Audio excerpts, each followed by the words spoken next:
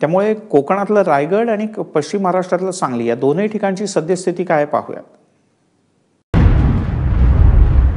जिल्ह्यात कालपासून चालू असलेल्या संततधार पावसामुळे कृष्णेच्या पाणी पातळीमध्ये मोठ्या प्रमाणावरती वाढ झालेली आहे। आपण सध्या कृष्णा नदी पात्रावरती आहोत आणि सध्याचे जे आपण चित्र पाहतोय ते साधारण 13 फुटावरती सध्या हे आयर्विन ब्रिजवर पाण्याच्या पातळीमध्ये नोंद झालेली आहे। 13 फुटावर सध्या पाणी आहे।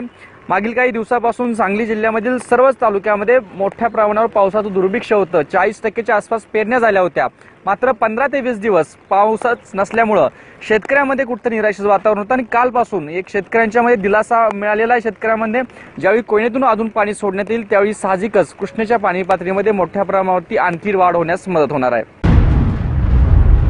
गेले 3 दिवस जो पाऊस सुरू होता त्या पावसाने आज सकाळपासून रायगड जिल्ह्यात काहीशी विश्रांती घेतलेली आहे। त्यामुळे हा पाऊस जो आहे हा पाऊस आज सकाळच्या सुमारास महाड परिसरात सकाळी काही संततधार सुरू होती, तर रात्रीसुद्धा या महाड परिसरात चांगला पाऊस झाल्याची माहिती मिळते। तर त्याचसोबत खोपोली आणि अलिबाग परिसरात या दोन्ही ठिकाणी रात्री संततधार झालेली आहे। तर उरण परिसरामध्ये मात्र हलक्या सरी कोसळल्या होत्या।